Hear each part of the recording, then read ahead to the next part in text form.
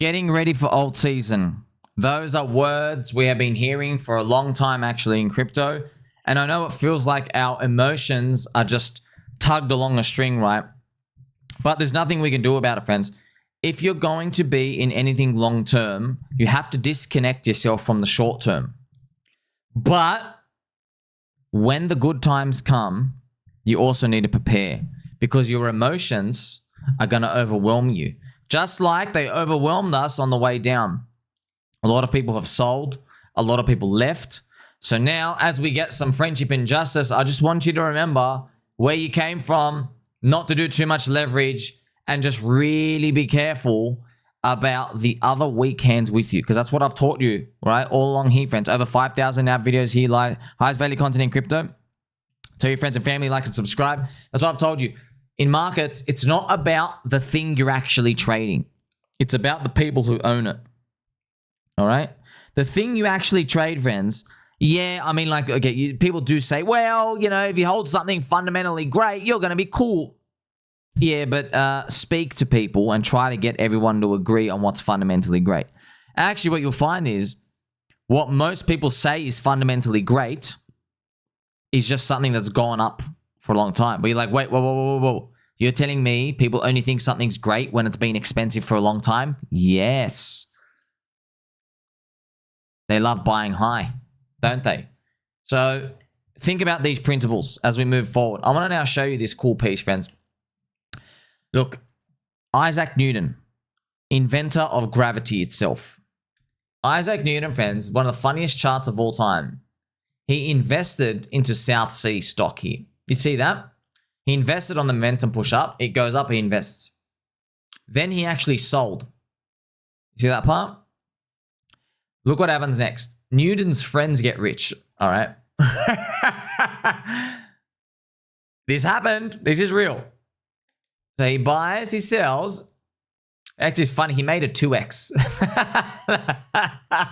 I'm sorry. We got to play something. We played it. 2x. It's true. He made a 2x. And then his friends started getting in. This was the widowmaker right here. And obviously, Isaac Newton, he died a virgin. His only one lover was, of course, gravity. So he was a fan of black holes, I guess. Newton's friends got rich, and then Newton re-enters with a lot. Oh my gosh. So basically, he made his 2x, his friends get rich, then he buys the top. And then it's funny, and then you have the capitulation, okay? Then he sells everything, he loses everything, he exits broke. It's kind of funny, where did he buy? He bought at 700, and he sells at like, yeah, around 200. So he lost 2/3 seas later. Probably invested too much, man. It's kind of funny looking at these retracements and stuff out here. This South Sea bubble, friends, please, you got to remember this, man. This guy literally could manipulate equations, solve how to summarize planet systems and everything moving, and he still got bonked by the market, okay? Because you can learn all these equations, friends. You can't put an equation on your emotions. That's why I'm here to tell you this, okay? So, right, his friends get in, he FOMO buys a top, he loses everything, and he died a virgin, okay? It's a story we've got to keep in there. Also, shout out to my friend Coexistence Steven. FOMO is an eternally existing principle. Gravity is gay. Oh, man, you guys make me laugh. Yes. Now, look, I have told you my method, and I think it's not just my method, the method of how to approach any crypto cycle, selling and taking profit as these emotional parts come and swing and overwhelm you. Man, but here's the thing, man. We all know the answer. Doing it is a totally different game, okay? It's assessing how likely you think we're in a bear market in, say, 12 months from now. That's what you have to do. Just think about this concept. All we got to do is try to get ourselves off this zero mark. If you think in absolutes, you're going to get wrecked. All right? Because people who say, oh, there's 0% chance we're going to be in a bear market in 12 months from now. Be careful of that, man. You know this, friends. Look how many things that have been swung our way. Right? Donald Trump had to dodge a planned assassination bullet. See what I mean? Like a lot of things just happen. Okay, well, but here's the thing. We could also get good things that happen on the upside.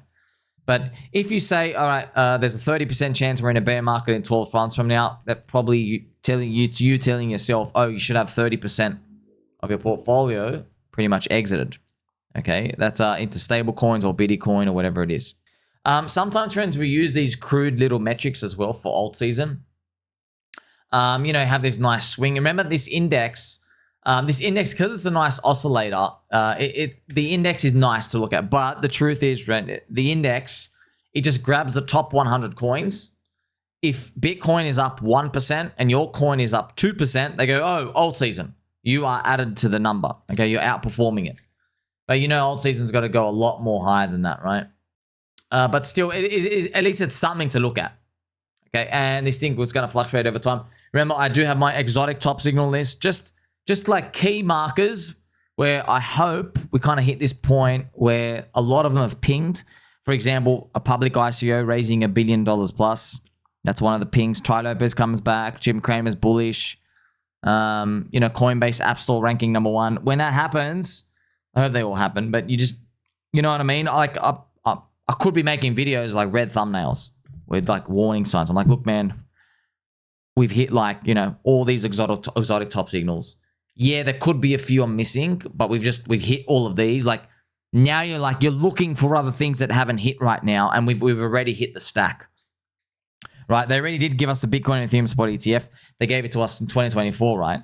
So that's out off the list. But yeah, at least you have that perspective, right? But also, it's easier said than done because most people, friends, what happens is, for example, on the Bitcoin price chart, even though Bitcoin is going up, this is last cycle year, even though Bitcoin's going up as alt season's here, it's never enough.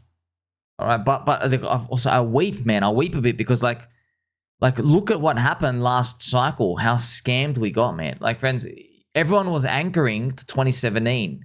Altcoins did a 300x. Look what we got in 2021. You got 9 to 10x. 10x. One cycle was 300x. The next cycle, 10. And that was the top. See, even if you were expecting 30, you still got wrecked.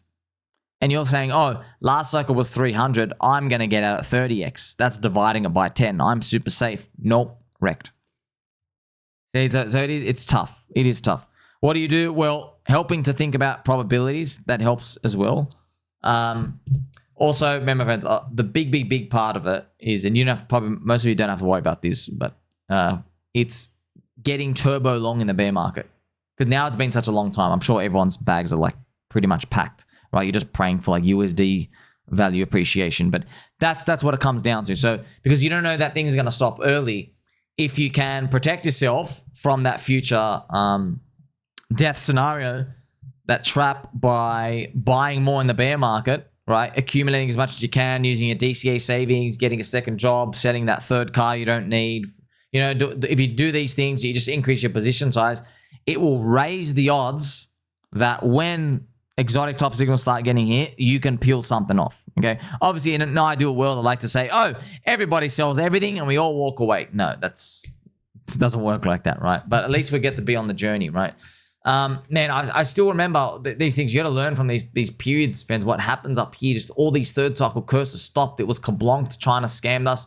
Others, BTC comes back, but most of the altcoins never came back. That was because you had CryptoPunks and NFTs. They were basically absorbing a lot of the new retailer demand bid. That's why a lot of people are also scared that might be the same thing here with like altcoins. Like, oh, did Solana, PumpFun stuff out here do that? No, friends.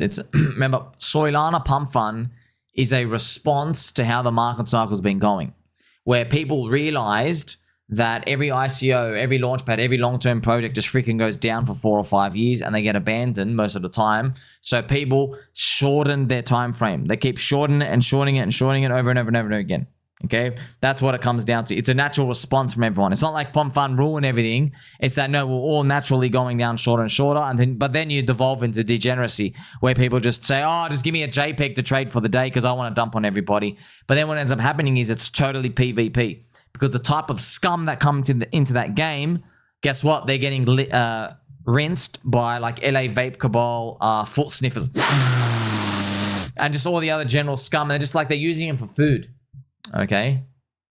So if you ever went through a bad time, don't forget, friends, remember, it's a bad moment or a bad day, but not a bad life. We are still here to make it. Don't forget, friends, like people, we've survived through way, way, way worse. I know it feels bad because this is a very long period of time. So that's the thing in markets that you've actually find with people. The time currency, oh, that kills you more than anything. It's like forever, over, just for when it goes very, very, very, very long. But friends, I've seen thousands of charts, man. When they make you wait a long time, it's really, that saying is true, right? The longer the longer the base, the deeper the base. Okay, the higher the pump into space. It's a common saying. It really is true. Because what happens is when you're down for a long period of time, that's what altcoins are. People sell exponentially large quantity of coins and they get gobbled up by people. Yeah. So it's kind of like, let's say there's a big, like if your altcoin's only going to hit a bear market for 1 month and reverse, maybe only one whale gets out in that bear market. But if your altcoin hits a bear market for 36 months and there's a whale leaving every month, that's 36 whales that get chopped. 36. So when you go up, they don't have big supply anymore. Not one guy can come cap it. You see? That's ultimately why. I know it feels painful, but the longer these periods of time go for, it's going to turn out that we ride that end of the rainbow and there will be a pot of gold. Like, subscribe, Billy Button, or catch you soon.